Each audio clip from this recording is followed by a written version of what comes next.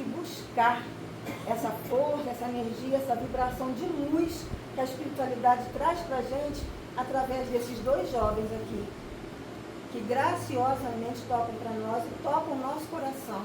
Então que a gente saiba absorver isso, silenciando a nossa mente, silenciando o nosso coração e silenciando a nossa fala, para que a gente possa aproveitar ao máximo. Vamos à nossa leitura, né? Pão Nosso, Chico Xavier, Espírito Emmanuel, nosso querido Emmanuel, trazendo para a gente a lição que ele, né, Jesus traz o ensinamento e Emmanuel vem explicar para nós. Esse livro aqui é uma explicação do que Jesus trouxe para nós. A lição de hoje é 146. Seguir a verdade. Antes, seguindo a verdade em caridade, cresçamos em tudo naquele que é a cabeça, Cristo. Paulo, Efésios 4:15. O que Emmanuel vai explicar para a gente o que é isso, né?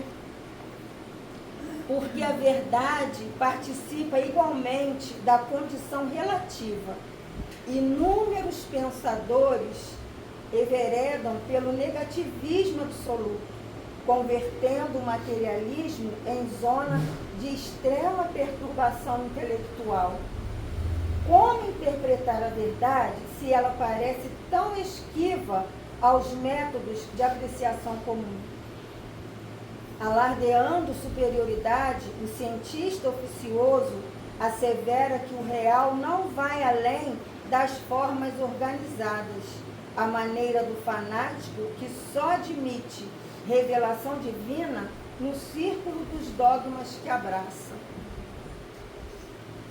Paulo, no entanto, oferece indicação proveitosa aos que desejam penetrar o domínio do mais alto conhecimento.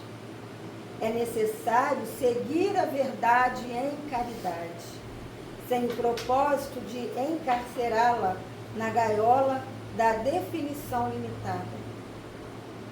Convertamos em amor os ensinamentos nobres recebidos. Verdade somada com caridade apresenta o progresso espiritual por resultante do esforço. Sem que atendamos a semelhante imperativo, seremos surpreendidos por vigorosos obstáculos no caminho da sublimação. Necessitamos crescer em tudo o que a experiência nos ofereça de útil e belo para a eternidade, com o Cristo. Mas não conseguiremos a realização sem transformarmos diariamente a pequena parcela de verdade possuída por nós em amor aos semelhantes. A compreensão pede realidade, tanto quanto a realidade pede compreensão. Sejamos, pois, verdadeiros, mas sejamos bons.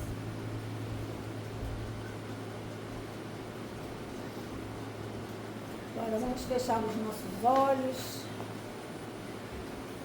Como a espiritualidade, né, já nos sugeriu ao entrarmos aqui, que acalmemos os nossos pensamentos e deixemos lá fora as atribulações do nosso dia, que cada um sabe o quão difícil foi estar aqui hoje, cada um sabe o quão difícil foi o seu dia,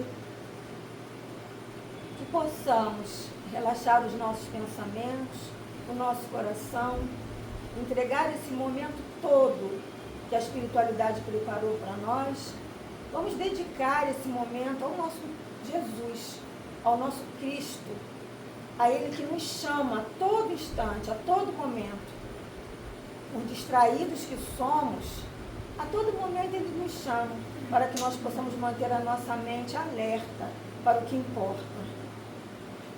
Que possamos levar vibrações para todos que nesse momento se encontram em dificuldades, para todos que se encontram atravessando momentos difíceis na sua vida espiritual, na sua vida social, na sua vida financeira.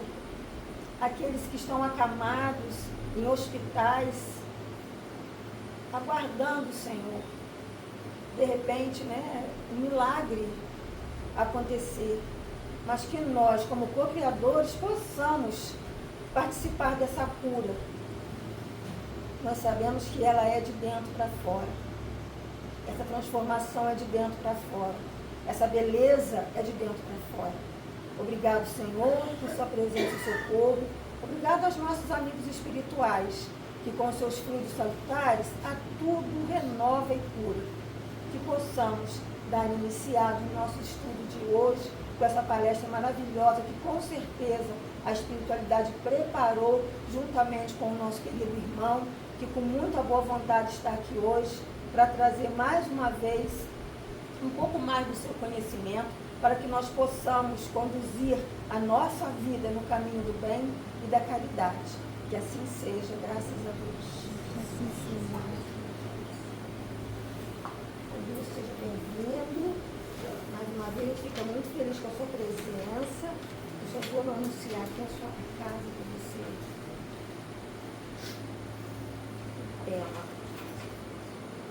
Olha, o homem de bem, Robinson Soares, Associação Espírita Discípulos de Allan Kardec.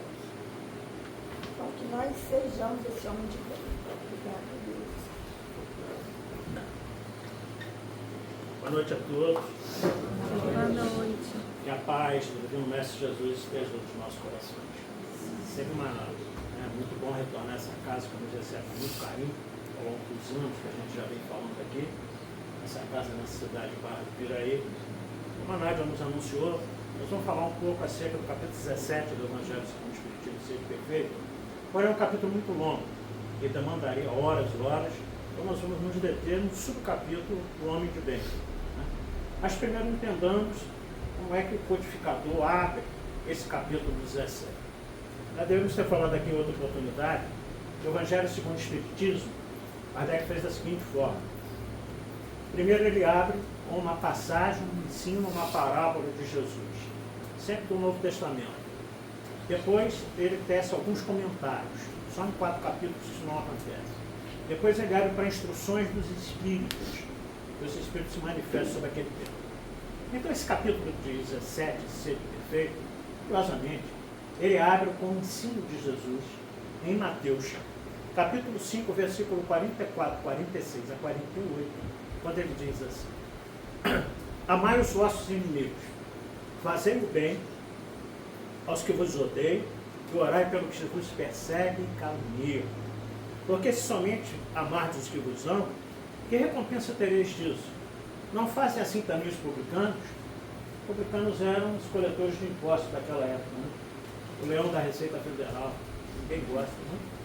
Somente aqueles que têm que pagar imposto. Se unicamente saudardes os vossos irmãos, que fazeis com isso mais do que os outros? Não procedem assim também os pagãos? Ora, quem eram os pagãos daquela época? Era o povo politeísta, era o povo que não acreditava no Deus que o povo hebreu acreditava. Acreditava em vários deuses materiais. E aí continua Jesus. Uma frase que em Kardec abre o capítulo com esse título, porque nos leva a reflexões muito profundas. Sede, pois, vós outros perfeitos, como perfeito é o vosso Pai Celestial. Complicado, né? Como ser perfeito como Deus o é? Como o ser relativo pode se igualar ao ser absoluto que é Deus? Nós somos seres relativos. Então, na realidade, o que Kardec quer dizer? A perfeição pertinente à criatura humana alcançar. Não vamos ser perfeitos como Deus, senão nos tornaremos Deus também. Mas nós somos perfectíveis. E por isso que Kardec coloca nesse capítulo um modo de chegar a essa perfeição pertinente à criatura humana alcançar. Mas, curiosamente, ele coloca para todos nós que uma das características dessa perfeição é amar os nossos inimigos. Porque amar amigo, isso qualquer um faz. Né? Amar vocês aqui, eu estou há muitos anos junto, Eunice, Lúcia, Galvão, Nádia e tantos outros, é muito fácil. Agora, amar aqueles que se colocam na condição de nosso adversário, nossa, Jesus podia aliviar um pouquinho, não é verdade? Ali, amar aqueles que são nossos inimigos, que intentam contra nós, que têm sentimentos contrários ao amor que ele nos pregou. Por quê? Porque Kardec coloca com muita propriedade que é aí que está o verdadeiro amor. Uma dimensão muito maior. Naquela dimensão que Lázaro nos diz no capítulo 11 do Evangelho segundo o Espiritismo, amar ao próximo como a si mesmo, nas instruções dos Espíritos, a comunicação que Lázaro dá em Paris, no ano de 1862, em que ele nos fala que o amor resumia a doutrina de Jesus inteira. E que é o amor? O amor é o sentimento por excelência, dizia Lázaro. E o que são os sentimentos? São os nossos instintos que se elevam na medida do progresso realizado por cada um de nós. Quanto mais nós vamos progredindo, intelecto e moralmente, mais nós vamos aprendendo a amar. E um dia nós chegaremos a amar o amor que Lázaro nos fala lá. Esse sol que nos condensa a todos, que acaba com o nosso egoísmo e faz com que nós amemos a toda a humanidade. Um dia nós vamos chegar lá. Que é esse amor que Jesus nos pregou. Não esse amor individual, por uma pessoa, por outra só, mas um amor muito mais abrangente. Mas por que Jesus coloca Deus como nosso modelo de perfeição? Óbvio, Jesus estava em plena missão. Jesus ainda não era totalmente consciente. Segundo, na sua enorme humildade, jamais ele se colocaria como modelo. Nós sabemos que a maior criatura que já passou na face da Terra, estão 625 dos Espíritos. Qual o tipo mais perfeito que Deus ofereceu à humanidade para servir de modelo? Resposta dos Espíritos. Jesus. A resposta mais curta dos Espíritos. Modelo por quê? Porque é aquele no qual nós devemos nos mirar. Nós temos exemplos vívidos, que já inclusive conviveram conosco. O século que nós estamos vivendo, o século anterior, Francisco Cândido Xavier, Mandus, Matheus Calcutá, Alberto Schwarz, Mahatma Gandhi. Nós tivemos exemplos de tantos outros por aí anônimos que conseguiram viver no amor que Jesus nos ensinou. Mas modelo Jesus. É aquele no qual nós cristãos devemos nos mirar. Seguir a Jesus em todos os passos da nossa vida. Colocar a Jesus no nosso dia a dia. Saber que a presença dele está constante na vida de cada um de nós. Como está constante os dois jovens que tocaram músicas aí bonitas para nós. Manifestação de Deus na terra, manifestação do amor de Deus, a presença de todos nós. Então é óbvio que Jesus não ia se colocar como modelo, mas ele precisava para aquele povo hebreu colocar um modelo maior. Não havia modelo maior do que o próprio Deus. Então é por isso que ele coloca Deus como o modelo da perfeição que nós devemos buscar. Vamos entender um pouquinho que seja Deus. Kardec, na primeira questão do Livro dos Espíritos, questão número 1, coloca com muita propriedade na sua pergunta o pronome indefinido que. Por quê? Porque se ele colocasse quem é Deus, já daria a intenção que era uma entidade. Se ele coloca o que é Deus, seria um objeto, uma matéria, alguma coisa assim. Então, seriamente, o pronome indefinido que é aí quer dizer que é Deus, para que os Espíritos respondam que bem entendessem. E os Espíritos nos respondem: Deus é a inteligência suprema, causa primária de todas as coisas. Como assim? Causa primária de todas as coisas. Ou primeira, dependendo da tradução do Livro dos Espíritos que vocês tiverem em casa. Como assim? Hã? Ficou meio confuso isso. Só primeiro, o que está aí. Mas Kardec, como cientista que era, pedagogo, não se dava satisfeito. Não se esgotava numa única questão. Ele se aprofundava mais.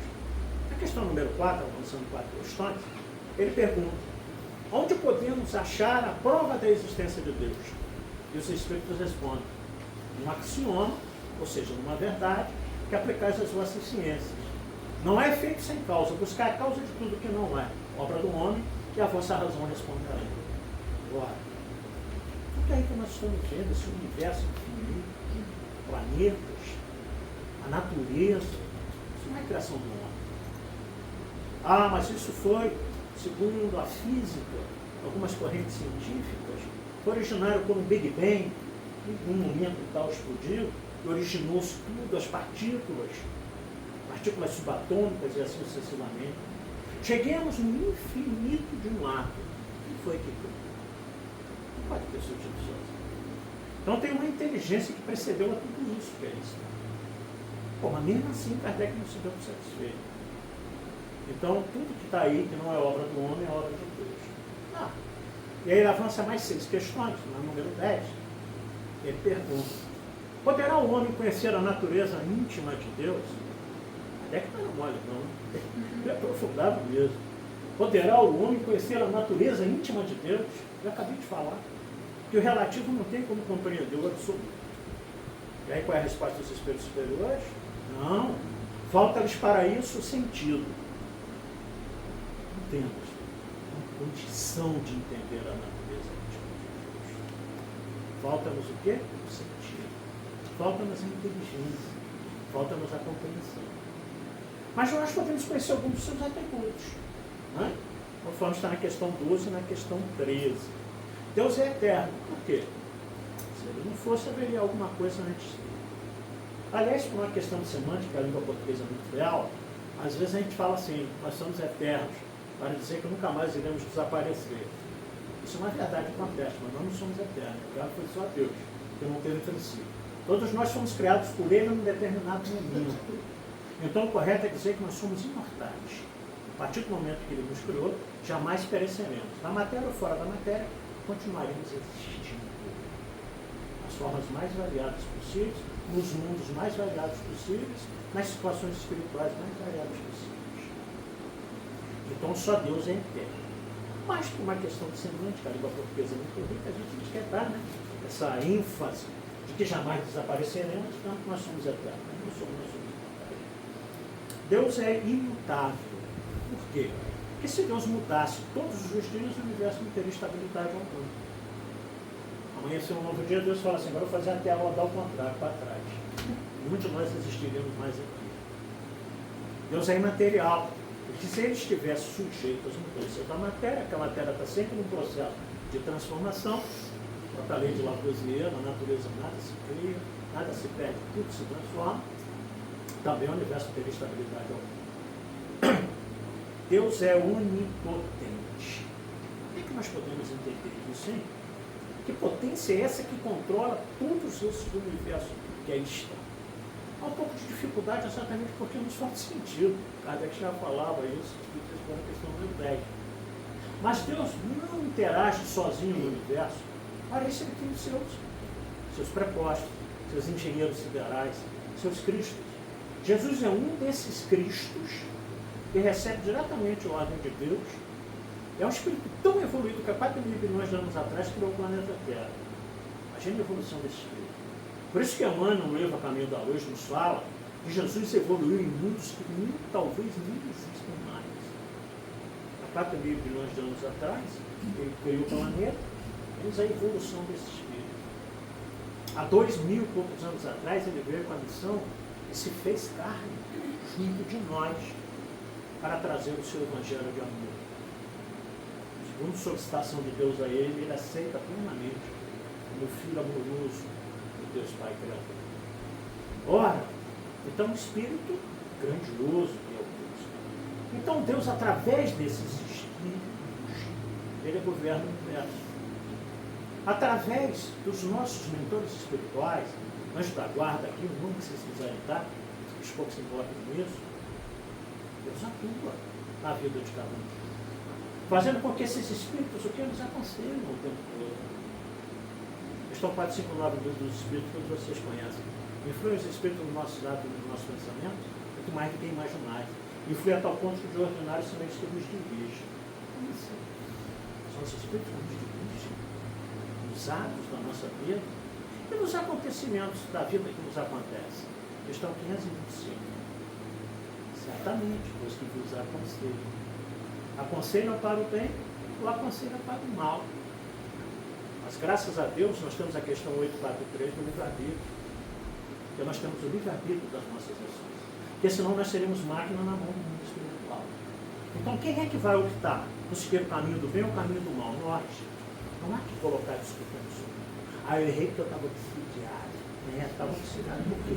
Porque deixou com que outras pessoas atuassem na sua vida. Nós somos responsáveis por isso. que se nos acontece. Nós somos responsáveis por isso. Então não há que dar desculpa, não. Bom, então Kardec define para nós o que é Deus. E nos coloca que a condição é exatamente amar os nossos inimigos, que nós também desse modo. A essência da perfeição é a caridade na sua mais alta pureza. E a gente sabe que amar quem é adversário não pode não é? Sejamos verdadeiros. Mas o que nós temos que fazer? Quando no capítulo 12 do Evangelho, Kardec nos fala do amor aos inimigos, é orar por eles. Será que a gente faz isso? Eu sei que vocês aqui do Fonte Viva, porque não tem mais inimigos, graças a Deus, está tudo resolvido. Verdade? Espera que fosse. Porque às vezes nós temos adversários que a gente nem conhece. E pessoas que não gostam da gente simplesmente porque não gostam. Ou simplesmente porque tiveram contato conosco em outras existências. Marco por isso. Já está feito, escreveu pelas mãos do querido Divaldo. Na vida tem encontros que são encontros. Pessoas que nós estamos encontrando pela primeira vez. Espíritos com os quais não tivemos contato em nenhuma outra existência. Mas dizia Marco Cristo, na vida tem encontros que são reencontros. A grande maioria de nós estamos nos reencontrando. Vocês acham que é por acaso que vocês vieram parar no Fonte Viva para a isso? Não. Não é? Tem alguma relação aí do passado. Mas, por favor, não procura saber não. Né? Só está manite, quer saber o que fui na outra vida. Né? Porque falaram que eu fui uma princesa, um príncipe. O sapo eu não achei até hoje, não está. Né? Só tem princesa e príncipe. A história infantil a gente não acha o sapo. O bobo do palácio. Né? O faxineiro, ninguém reencarna assim. Todo mundo é alguma nobreza. Não há na história da humanidade tantos reis, príncipe e princesa para caber tanto príncipe, princesa e rei reencarnado. Não tem. Né? Então tem isso, só o nosso orgulho, a nossa vaidade, de achar que nós somos realmente coisas acima disso.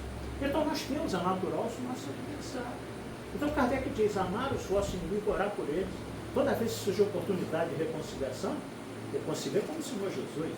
Reconciliar com o teu adversário enquanto estás a caminho com ele. Por quê? Depois nós não sabemos como vai ser. Não adianta não, né? Pensar que bom que desencarnou. Vai te perseguir do lado de lá. Vai virar obsessor. Então é melhor ficar encarnado aqui que você consegue se ajustar com ele enquanto está aqui. Então é toda vez que surge a oportunidade de ajudar. Ah, mas ele não quer. A gente não vai forçar uma situação de deságio, uma desavença, nada disso. Mas procurar realmente mudar os nossos pensamentos. Nós estamos vivendo uma época de trabalhar a nossa mentalização. Muito. Nós estamos precisando de mais disso. Nós estamos passando por um momento de transformação do planeta Terra, no segundo semestre, se me permite, eu vou falar sobre isso, gravíssimo. Gravíssimo. É que nós estamos precisando cuidar da nossa mentalização. Nunca houve tanta depressão na história da humanidade como tem agora. Suicídio, então, nem pensar. Até mesmo muito jovens e crianças. No final do ano, se podem ser absurdo. Gente, mas por que existem pessoas, então, assim, ainda tão ruins, né? No nosso Brasil? Quais das qualidades morais, boas ou más do homem, que estão tremendo do livro dos Espíritos? Até que os Espíritos respondem, são os do Espírito nem encarnado. Quanto mais puro é o Espírito, mais propenso ao bem é o homem. Então, em contrapartida, nós estamos vendo pessoas muito boníssimas, trabalhando em várias causas humanitárias para fazer com que a Terra progresse. Independente disso, Manuel Filomeno de Miranda nos fala, né, nas suas obras, sobre essa mudança do planeta, transição planetária, o rumo da transição, amanhecer de uma nova era, de que há uma pleiade de espíritos já trabalhando para a melhora do planeta. Alguns até em colônias espirituais próximas de nós, modelando o seu perispírito, que são tão avançados que para encarnar aqui na Terra necessitam modelar o seu perispírito para encarnar e atuar junto de nós. Uma pleiade de espíritos da constelação de Alcíone, do Cocheiro Maior. Assim como nos nossos primórdios vieram os nossos irmãos de capela. Então, ou seja, Deus nunca nos esqueceu. Jesus toma conta do planeta, acreditamos ou não. Ismael toma conta do Brasil. Quando Ismael é chamado por Jesus para auxiliar na mudança, para governar o Brasil, Vocês têm noção de quem é Ismael? Que Jesus chamou? É o mesmo Ismael, filho do pai Abraão. Com a sua escrava Agar, já que Sara não podia engravidar. É o mesmo Ismael. Que toma conta do Brasil, é o filho do pai Abraão. Então olha a evolução desses espíritos que estão trabalhando junto com nós. Mas então o que isso nos proporciona? A necessidade de que nós nos melhoremos. Se nós quisermos ficar nessa terra redimida, no livro Fonte Viva, o Espírito Emmanuel nos fala que planetas redimidos necessitam de almas redimidas. Então, se nós quisermos ficar nesse planeta melhorado, o que vai acontecer? O segundo semestre eu conto para vocês. O que vai acontecer? Nós precisamos nos tornar espíritos melhores. Como é que nós podemos fazer isso? Aí chegamos no subcapítulo, capítulo 17, o homem de bem. Kardec define o homem de bem. Quem é o homem de bem? O homem de bem é aquele que cumpre a lei de justiça, de amor e de caridade na sua maior pureza. Kardec também podia ter ligado na sua maior pureza. Sabe o que é cumprir? Porque não basta cumprir a lei de justiça, de amor e de caridade, tem que ser na sua maior pureza. Ou seja, superlativou essas três ações. Será que nós somos justos? Geralmente nós somos justos até que a justiça não nos prejudique. Enquanto a justiça estiver prejudicando os outros, não estamos ninguém. Já visto que tem acontecido por aí, né? No Brasil e lá fora. Enquanto estiverem outras pessoas sofrendo, uma justiça não tão justa assim, muitos de nós não estão aí. Mas quando é com a gente, aí a coisa muda. Então nós só somos justos até o momento em que isso não nos prejudica. Porque a partir do momento que começa a nos prejudicar, a gente abre mão da justiça. Infelizmente. Eu não sei se eu já contei aqui em outra oportunidade, né? Eu vi uma história não faz muito tempo. O cidadão estava dirigindo numa rodovia, na frente tinha uma carreta, os caminhões lentos. Ele estava apressado, um compromisso provavelmente, e o motorista devagarzinho, aquelas faixas contínuas na estrada, quem dirige aqui sabe, faixa amarela contínua na via, na rodovia, é proibido ultrapassar. Aí ele dava aquela olhadinha assim, né, que todo motorista faz, né? Não vinha ninguém de lá para cá, ele começou a cortar a carreta. Começou a cortar a carreta, enfiou o pé no acelerador, ultrapassou a carreta. Quando chegou lá na frente, uma viatura da Polícia Rodoviária Federal deu sinal para ele parar. Aí ele parou, o guarda falou: bom dia, né? Documentos, matéria de habilitação, documentos aí. Agora nem precisa. Depois de anos eu fui parado nessa polícia em Barra do Piraí ali. O guarda falou: boa noite, já era 11h da noite, eu estava voltando de um compromisso também na cidade aqui perto. Eu falei: documento? Eu falei: não precisa. Pegou o celular, olhou lá na minha placa, pode ir embora, está tudo ok. Meu Deus do céu, não vamos parar. Ligando no celular, agora se estou habilitado, se o carro está correto, se não tem multa, não tem nada. Beleza, mas nessa época provavelmente não. Quando o cidadão está tirando os documentos, o policial rodoviário falou assim: o senhor, por acaso o senhor não viu a faixa contínua? O senhor ultrapassou. Ele falou assim: a faixa eu vi, eu não vi o senhor.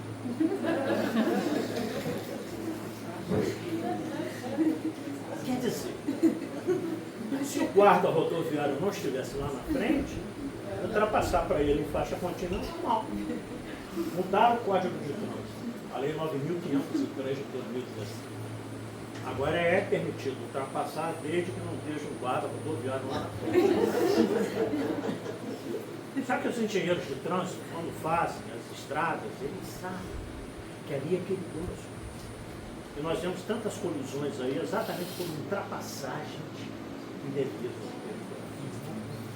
Depois que eu vi esse caso anos atrás, meu Deus do céu, eu agora estou na estrada, na rodovia, junto com uma palestra, carretas na minha frente, faixa contínua, eu olho assim, não vem ninguém, mas não faça aquilo que você fala nas palestras. Não vai ultrapassar, que depois você vai ficar com sentimento de culpa. É o que eu fiz um dia desse, não. O caminhão estava muito devagar. Né? Eu sempre saio com bastante antecedência, mas às vezes não dá. O trânsito, uma série de coisas. Eu ainda estava trabalhando, Aí aconteceu que a carreta devagar foi olhar para o relógio, meu Deus do céu. Né? Aí eu falei assim, comecei a mentalizar. Motorista, você deve estar cansado. Né? Então o primeiro posto aí na frente entra, toma um café, olha o óleo do caminhão, verificar se está tudo ok. Gente, não andou uns 3 quilômetros. Ele começou a dar seta para a direita. Quando eu olhei, tinha um posto lá na frente. Ele entrou.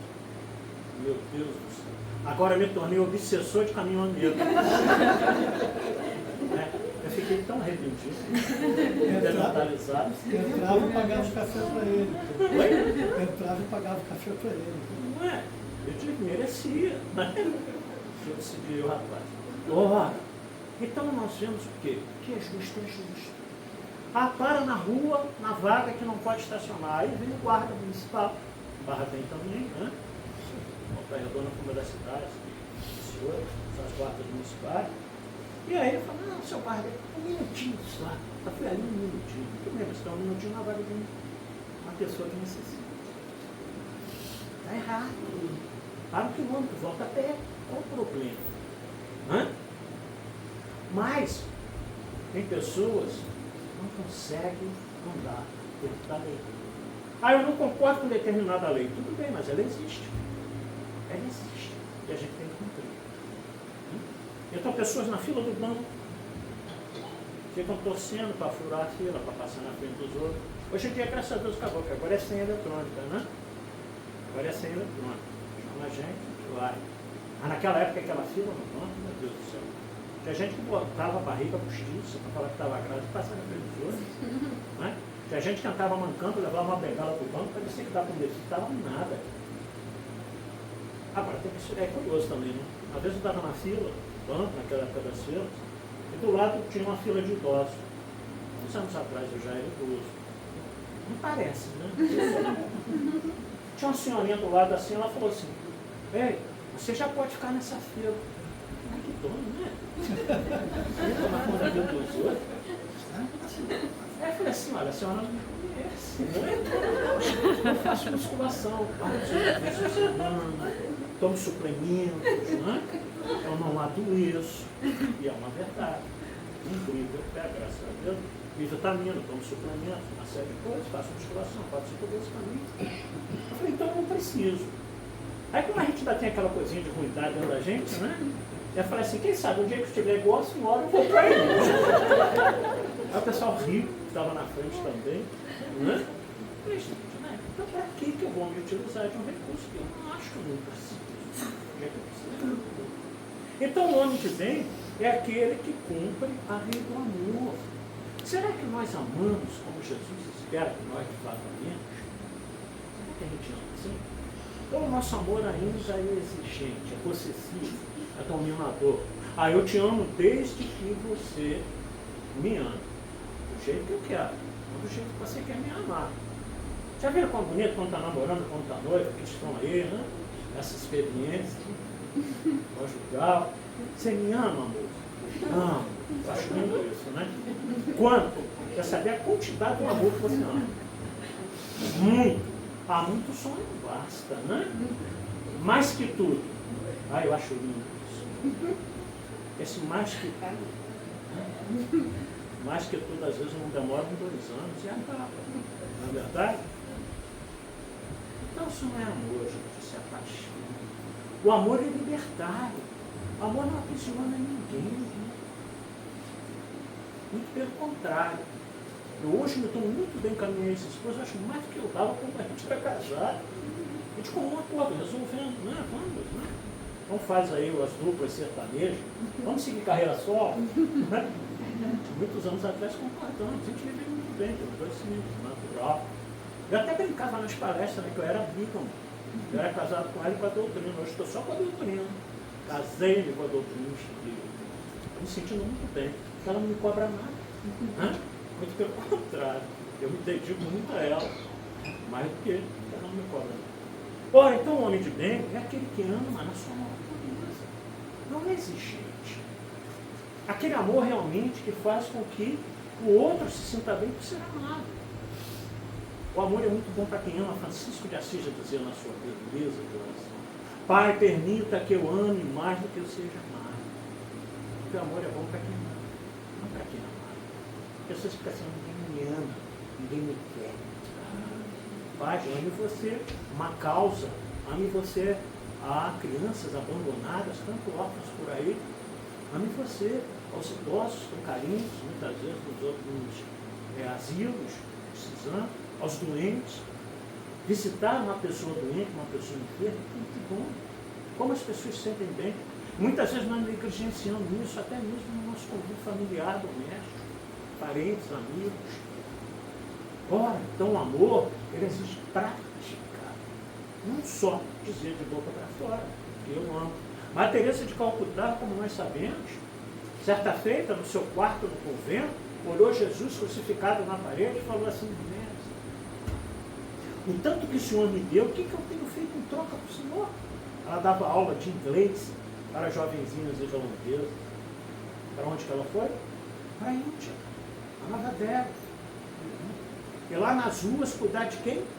Doentes, de enfermos, de leprosos, dedicou a sua vida aos miseráveis.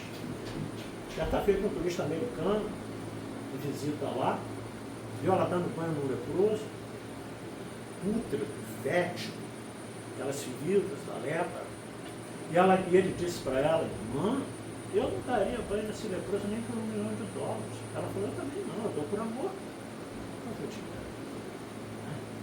Então, ou seja, quantos de nós estamos precisando aprender com essas pessoas que é o verdadeiro amor? Amar de fato. Deixar com que o Evangelho de Jesus penetre nos corações de cada um de nós e que a gente consiga viver um pouco desse amor que Ele nos ensinou. Que a única coisa que Ele nos pediu foi isso. Meus discípulos serão reconhecidos como muitos amados. Ninguém vai perguntar quando nós chegarmos no mundo espiritual qual é a nossa religião. Ninguém vai perguntar. Você foi o que? Espírito? Você foi católico, protestante, evangélico, budista, umbandista, candomblessista, ateu, ator? Nada disso vai perguntar. O que você fez de bom? Nós tivemos uma nova oportunidade reencarnatória. Uma das mais belas definições que eu vi de reencarnação é que reencarnação é o perdão de Deus, dando-nos ensejo de reparar nossas faltas. Reencarnação é o perdão de Deus dando-nos ensejo de reparar as nossas faltas. Não há faltas, não há dores, não há angústia, nem crimes que não sejam reparáveis. Porque acima de tudo isso está o incomensurável amor de Deus por todos nós. Todos nós. Por isso Ele nos dá uma chance aos seus filhos que erraram, para que a gente volte e tente fazer e tente acertar.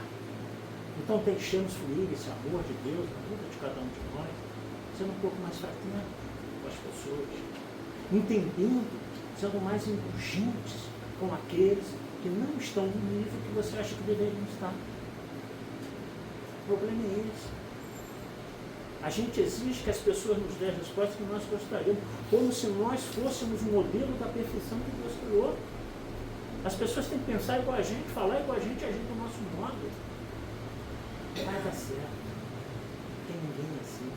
Cada um é uma individualidade em si. Então amemos as pessoas como elas são, não como a gente gostaria que elas fossem. Isso é o verdadeiro amor. E assim a gente começa a se dar bem com todo mundo. Porque a gente não estereótipa padrões de comportamento dos outros. Mas a gente procura cuidar um pouco mais de nós mesmos. De ver o que nós precisamos dar. Nós sabemos tudo o que os outros precisam dar. A nossa família, né?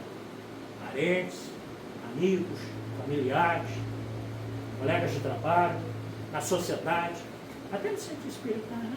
Dá uns palpites. Vizinho, então nem se fala. Como a gente conhece todos os nossos vizinhos, né? Mas não conhecemos quase nada de nós mesmos. Nós não temos coragem de fazer essa introspecção. Essa viagem interior para saber o que nós precisamos. Nós não estamos aqui nessa nova oportunidade reencarnatória para mudar a vida de ninguém, a não ser que nos peça ajuda. Mas nós estamos aqui para mudar a nossa existência para melhor. Para agora, sim, tentar caminhar com Jesus. Já que nós já vivemos experiências em outras existências e muitas vezes fracassamos. A nossa existência atual é como se Deus nos desse um caderno em branco. A nossa vida é um caderno. E cada página diária é escrita por nós. Cada dia que nós acordamos, cada dia que nós passamos, cada hora que nós vamos dormir, está tudo escritinho numa página diária desse livro, que é a nossa existência atua. Deus nos dá essa liberdade para que a gente escreva o que a gente quiser, a nossa existência atual. Nós confessamos, claro, que tem páginas ali que a gente teria vontade de arrancar. Né? Como a gente arranca no caderno quando a gente abre a lição. Puxa, vamos arrancar que ninguém está vendo, né? Aí tem um memezinho na internet que diz assim, apagou, Deus está vendo. Né? Ele nos deu o caderno, ele sabe tudo que está escrito ali. Estou falando dessa existência, tá? Mas tem no mundo espiritual, se você não sabe, tem no mundo espiritual, arquivado, na biblioteca espiritual, um caderno de cada existência nossa anterior, está tudo lá. Né? Não adianta torcer para pegar fogo, que lá não vai pegar fogo. Para queimar os nossos cadernos das outras vidas nossas. Está tudo lá guardadinho. Mas os espíritos precisam lá e abrir o caderno da nossa penúltima encarnação, da nossa antepenúltima. Está tudo, espiritualidade conhece tudo, que Deus conhece tudo de cada um de nós. Deus sabe dos nossos sofrimentos. Deus sabe daquilo que a gente passa, mas Deus sabe também daquilo que a gente erra, mas também daquilo que a gente acerta. A liberdade faz com que nós optemos para aquilo que a gente quer. O homem de bem, continua o codificador explicando, pratica a caridade na sua maior pureza. Será que nós somos caridosos mesmo? Ou será que a gente mede a nossa caridade? Não, eu não vou fazer isso não, porque isso faz um dispêndio. Vou ter um dispêndio de tanto, né? De horas, de descanso. Chama alguém para levar uma cesta básica domingo, 3 horas da tarde, no domingo. Ninguém quer ir. Domingo? Ah, mas domingo? Não dá para ser amanhã, não? Hã? Domingo você sabe como é que é. Antigamente, domingo era comprar aquele frango assado de padaria que fica rodando lá, Coca-Cola e deitar para assistir Silvio Santos. Silvio Santos agora já foi, nem Silvio Santos dá mais para assistir. Mas domingo era isso. Então, não tira o domingo à tarde, não, pelo amor de Deus, não é? A caridade não tem hora, não tem dia, não tem. A caridade precisa ser feita. É a qualquer momento. Não será que nós somos caridosos? A maior pureza, como os espíritos esperam que nós sejamos, dificuldade que nós temos, dificuldade de dar coisas materiais, ainda mais dar coisas morais, prestar um ombro amigo para que alguém chore suas mágoas. Não tem tempo, não. Nós vivemos hoje numa panaceia de falta de tempo e a gente não se preocupa. Então vivemos correndo para lá, para cá, atrás do dinheiro. Um escritor inglês chamado Thomas Hurt, ele disse uma frase certa feita muito bonita, muito interessante, um poeta também. Ele dizia o seguinte: o homem, a criatura humana, perdeu o endereço de Deus. E ao perder o endereço de Deus, nós perdemos o endereço de nós mesmos. É por isso que tem tanta gente desencontrada por aí. É por isso que tem tanta gente sofrendo. É por isso que tem tanta gente deprimida, melancólica, porque perdeu o endereço de Deus.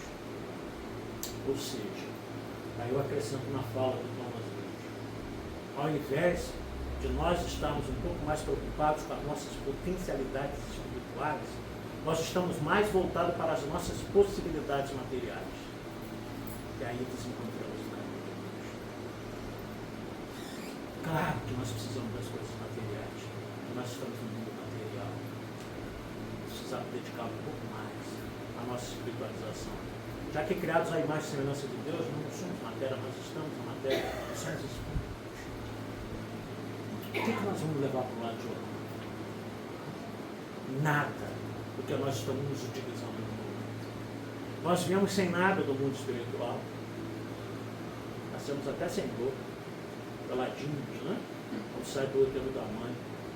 Vamos voltar no caixão, só com a roupa que nos colocaram. Mais nada. Tudo que nós estamos nos utilizando hoje, nós somos apenas usufrutuários. Tudo pertence ao mundo material. Então nós não vamos levar nada. Não vamos levar o carro, aqueles que têm. Não vamos levar a casa, aqueles que têm. Não vão levar a conta bancária.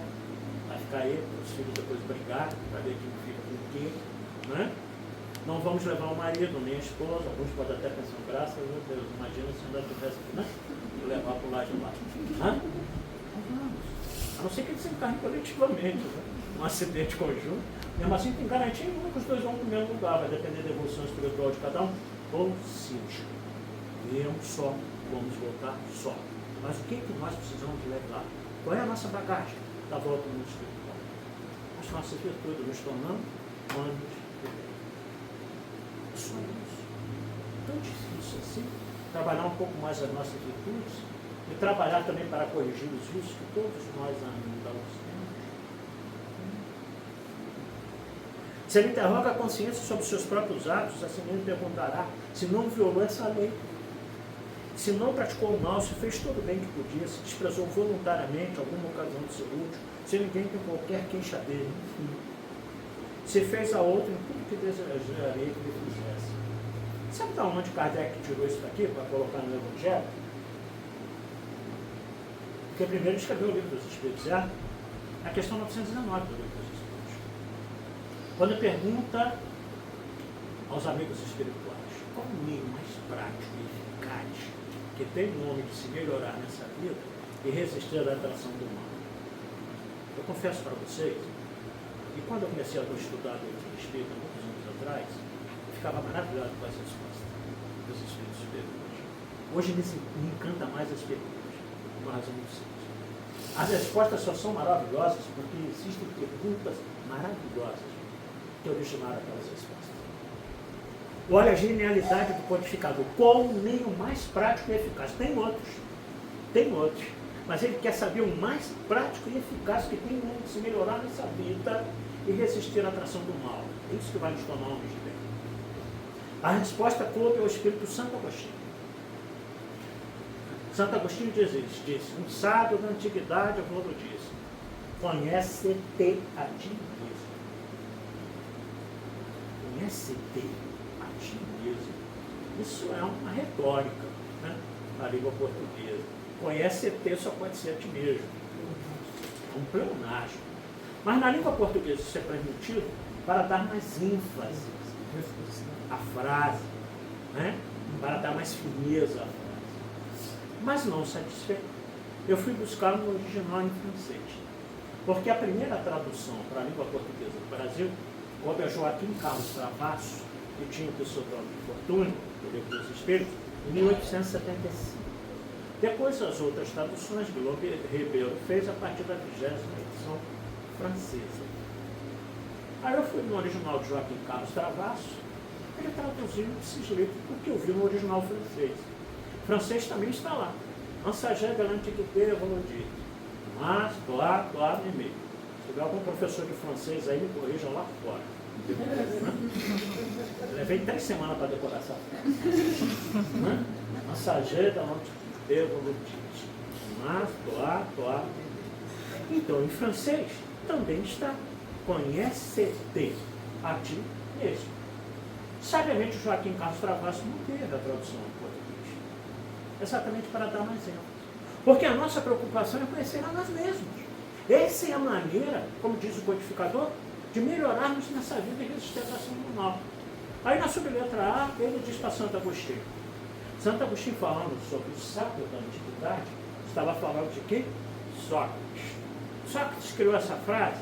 Não. Sócrates achou essa frase no templo de Delfos, encostado numa mandala, que coube a segunda das tradições gregas, 7 sábios gregos se reuniram para criar uma única frase pequenininha, mas que mexe com a vida de cada um de nós.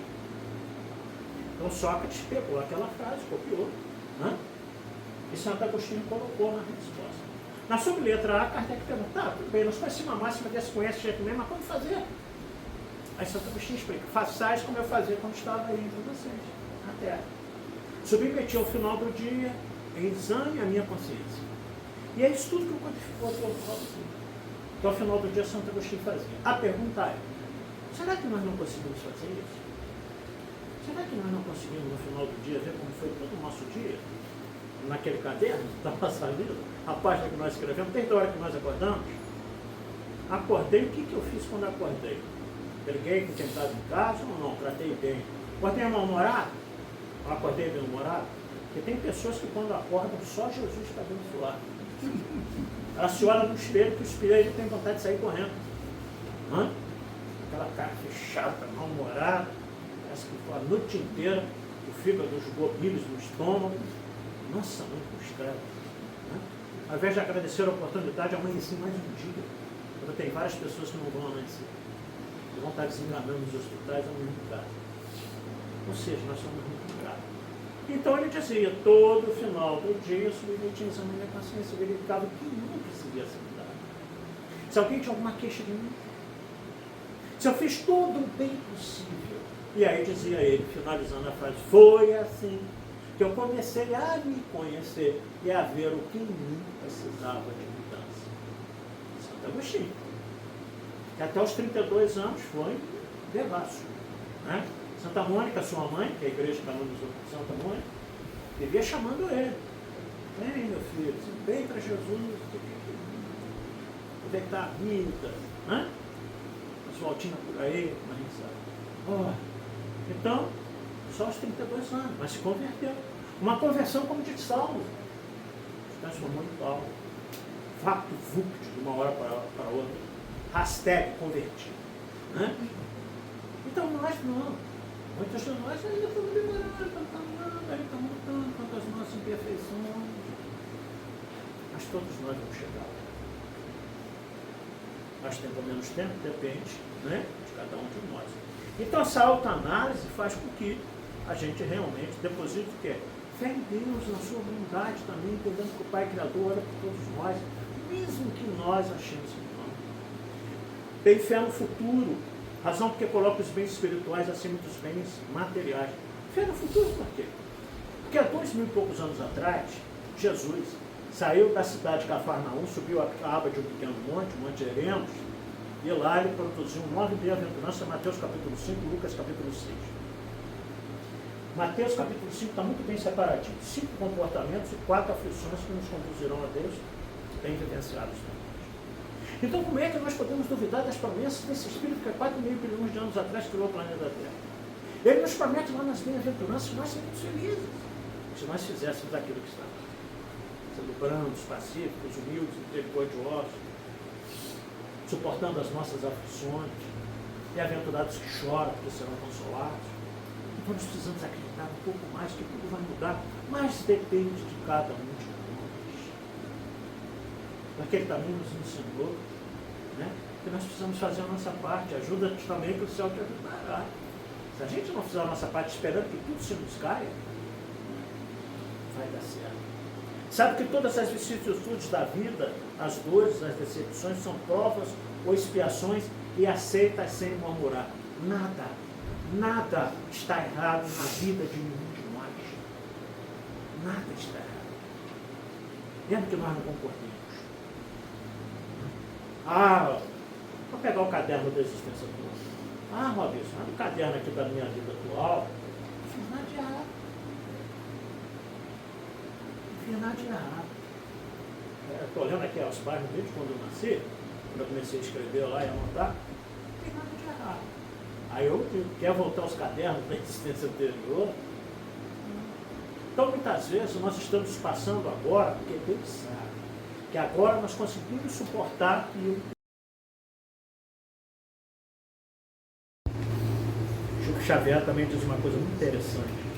Quando descobrimos que absolutamente nada é definitivo, inclusive a vida, compreendemos a inutilidade do orgulho, a tolice das disputas, a estupidez da arrogância e a incoerência das tolas mágoas. Deus do céu, né? Quando a gente tiver essa consciência cósmica de que essa vida é só um átomo de segundo no relógio da eternidade, Para que nos deixarmos levar por essas coisas aqui? Por que não viver bem com tudo? Paulo em Romanos já nos falava dessa fragilidade que todos nós temos.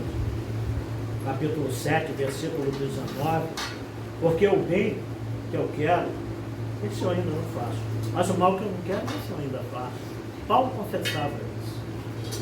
E muitos de nós estamos assim também. Né? A gente até quer, mas muitas vezes a gente não consegue.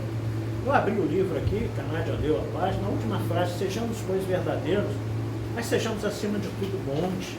Nessa lição, seguir a verdade. Que tem tudo a ver com o tempo da coruja. Então não adianta a gente só ser verdadeiro, não precisa ser bom.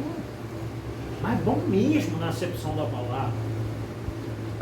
Não banzinho como deve ter por aí. Enquanto satisfação nos benefícios que espalha, nos serviços que presta, no fazer de todos os outros, nas lágrimas que enxuga, nas consolações que prodigaliza os aflitos.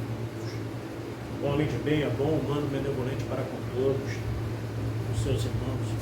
Em todas as circunstâncias toma por guia a caridade. Pelo amor de Deus, não prejuguemos situação. Nós não sabemos o que vai acontecer.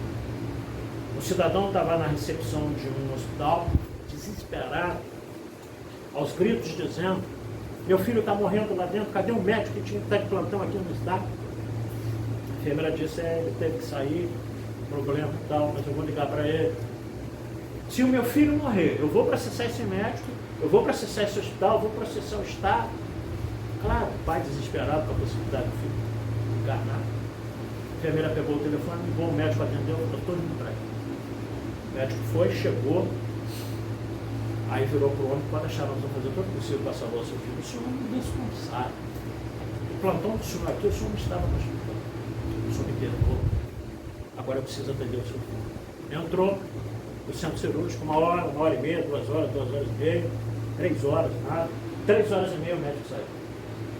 Saiu, olhou para o pai na recepção, ainda bravejando, falou assim: graças a Deus conseguimos salvar o seu filho. Agora o senhor me desculpe, eu preciso voltar para onde eu estou. Está vendo? Nem me disse como é que foi a cirurgia, não me deu notícia do meu filho, é um irresponsável, não sei o que lá. O médico saiu apressado. Mas ele percebeu que a enfermeira estava nos planos. A enfermeira branca: você está chorando? Não sabe a situação dele não, né? Ele estava no velório do filho dele, de 20 anos, que morreu atropelado. Eu liguei para ele, ele veio operar o seu filho. Então ele veio operar o seu filho. Imagina o coração dele, está lá vendo o seu filho dele. O que ele pensou? Pelo meu filho eu não posso fazer mais nada. Mas pelo filho daquele estranho, posso. E veio para o hospital operar o seu filho, salvou o seu filho. O homem botou a mão na cabeça. Então, ou seja, não prejudiquemos situações. A gente não sabe o que está por trás de cada fato, de cada atitude da criatura. Sejamos mais humanos, mais fraternos. Entendamos que é claro que é uma história. O hospital deveria providenciar outro médico, outro cirurgião, a gente sabe de tudo isso. Mas a história quer nos mostrar que aquele homem, com a dor de um pai que perde um filho na mesma idade daquele menino estranho que ele salvou, teve não sei. Ele cumpriu o juramento de Hipócrates, que os médicos nunca, quando se formam, não de hipócrita, de Hipócrates. O médico grego disse que o médico tem que ser assim. O médico não tem hora, o médico não tem dia, o médico não tem distância. Ele tem que... Sabemos que em todas as profissões há bons profissionais e nem tanto. Quem somos nós para avaliar? Porque realmente o pré-julgamento, essa semana passada eu passei por isso. Isso deve, né, na tribuna, ficar contando história da Rede Minas, não? Nossa casa que a Nádia anunciou aqui, Associação Espírita Civil de Allan Kardec, em fevereiro agora completou 74 anos de fundação. É a segunda casa mais antiga da cidade de Volta Redonda. Ela existia desde quando Volta Redonda ainda era o distrito de Barra Mansa. Tá? Volta Redonda foi emancipada em 54. Volta Redonda só está, na verdade, 1945. Depois vem a EDAC, e depois vem a Fraternal, depois o Caminho da Luz. Então, completamos 74 anos. Estamos com uma dificuldade enorme no Banco Itaú, que a gente tem conta, PJ, né? E toda vez que a gente vai lá, nós sacrificamos. Aí resolvemos mudar para o Banco do Brasil, amigo nosso fez contato com o gerente, vem para o Banco do Brasil, história. Aí fomos há 2 semanas atrás, entregamos o Estatuto do Centro, uma série de forma burocracia, para abrir uma conta de PJ, né? E aconteceu que faltou os documentos. Aí entregou o documento para a tesoureira, eu estou presidente, entregou para a tesoureira, marcando sexta-feira passada no Mutamos. Olha o pré-julgamento como é que é complicado, né? Aí estamos lá esperando para ser atendido, a senha JE900, nunca mais eu vou esquecer essa senha, da minha vida, né? JE900. E eu falei com ela, aquele que está lá no campo não chama ninguém, né? Olha só, essa dona aqui já tentou 2, aquele outro ali já tentou também 3, aquele lá não chama ninguém, tadinho, parece que está meio enrolado, né? JE900, vamos lá para o enroladinho, para aquele que eu estava prejudicando, né? Quando nós sentamos na frente dele, ele olhou para mim e falou assim, adoro as suas palestras. Vontade era entrar debaixo da mesa. Adoro as suas palestras, eu, meu sogro, minha sogra, a minha esposa fala, é ele hoje, a gente vai, eu não falo, né? Eu virei para a tesoureira e falei, acho que resolvemos o problema da conta. Tadinho, mas ele era emboladinho. Nós ficamos 2 horas dentro do banco. Aí ele ligava para não sei quem, chamava o outro da outra mesa para ajudar ele. Né? No final me deu o telefone pessoal, particular dele, qualquer problema com o banco, ligue. Tá vendo? Eu já prejudicando, que não queria ser atendido por ele, parece que ele era enrolado, e a gente caiu com ele. Não deixa de ser enrolado, mas, né? Tadinho, era meu filho. Então, ou seja, jamais julgar e prejudgar em qualquer situação. Estuda as suas próprias imperfeições e trabalha incessantemente em combatê-las. É o que Santo Agostinho nos ensina. Caminhando para o nosso final, não procura dar valor ao seu espírito nem aos seus talentos. Finalmente, um homem de bem respeita todos os direitos que quer que seus também sejam respeitados. Mateus capítulo 7, versículo 12. Jesus diz o seguinte, pelo amor de Deus, tem pessoas que falam assim, não façais aos outros que não quereis que vos façam. Isso é uma animação. Mateus capítulo 7, versículo 12, abre a Bíblia que vocês têm em casa, está lá. Jesus diz, façais aos outros o que quereis que vos façam. Porque isso significa uma ação no bem, não uma inação. Porque tem pessoas que falam assim, não, eu não faço o mal a ninguém, tá bom? Não, tá bom não, você não está fazendo o bem. Você está estacionado, como diz André Luiz, no Dicionário da Luz. Né? Então, encerrando mesmo, quero contar um casinho bem rápido, tá? A gente está em cima da hora. A Chico Xavier, Emmanuel contou esse caso do Chico, de como a gente pode crescer espiritualmente, como a gente pode se iluminar com Jesus. O Chico, uma vez, estava no quarto dele, o Emmanuel chegou e começou a narrar a história de um soldado. Não sei se você conhece essa história. Um soldado romano, que foi levado da frente do seu comandante. Esse soldado era cristão, acreditava no Cristo, e o comandante falou para ele, você é cristão, então você sabe onde Jesus está, porque Jesus estava sumido aquele gente. Você sabe onde Jesus está, você é cristão, diga para mim onde Jesus está. O senhor quer saber onde Jesus está? Jesus está no meu coração. O comandante mandou para os outros soldados segurassem ele e arrancassem o coração dele. Outro soldado com uma faca arrancou o coração dele vivo, né? Claro, caiu no chão morto. O coração é o nosso órgão fundamental. E Emmanuel contava isso para o Chico. O Chico disse que um clarim enorme invadiu o quarto, que ele ficou certo. Mas ele percebeu que a luminosidade era tão alta, a luminosidade era tão grande que ele foi na janela olhar. Todo o quartão, o quarteirão onde o Chico estava iluminado. Quando ele voltou os olhos para dentro do quarto, ele viu a silhueta daquele soldado romano, um baita buraco no peito, onde não havia mais o coração. E dali saía toda aquela luz. E aí Chico disse, em prantos para a mãe, foi o espírito mais evoluído que eu já vi nessa terra. Até os dias atuais. É o espírito mais evoluído que eu tinha.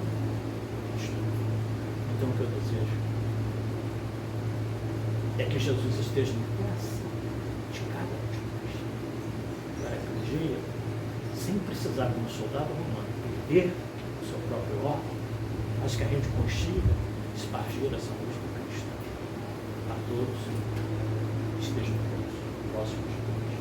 Muita paz a todos, Deus abençoe a todos. Esses dois jovens aí maravilhosos, tá? Deus abençoe vocês. Vamos colocar uma música, depois você faz a prece, por gentileza. Ah, eu esqueci que aqui a gente ganha, tem direito a prece. Bônus da prece. É o ponto. Depois que ele acabar? Isso, vamos tocar uma ou duas? Não só tocar uma, depois você faz a prece.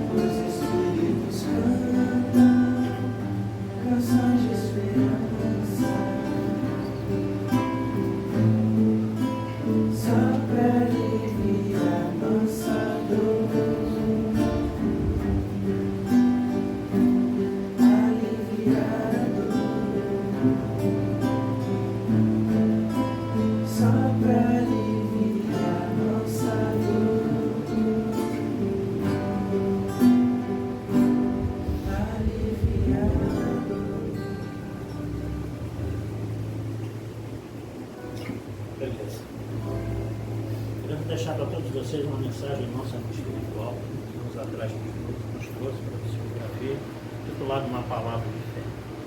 Diz-nos ele assim: nestes tempos tormentosos, em que há desesperança, parece liquidar as nossas forças, é preciso, sobretudo, ter confiança na bondade divina. Não nos entregarmos à apatia que corrói a energia animadora das nossas vidas. Busquemos a luz do amor, do Evangelho que o Senhor, por sua divina vontade, revelou-nos com simplicidade, mostrando-nos o caminho que há de levar-nos por entre as pedras e os espinhos, por entre as dores e os sofrimentos, ao lugar onde haja alento, no futuro da redenção que o Pai nos dará com a sua bênção. E que com a chama de imenso amor, do nosso amado Salvador. Que possamos ser fortes no presente da nossa vida e no futuro com a nossa morte. E ao chegarmos assim, à derradeira hora da caminhada, que possamos olhar toda a estrada, que vencemos com devoção, trazendo Jesus bem dentro do coração. Muita paz, que Deus abençoe a todos vocês. Agora sim.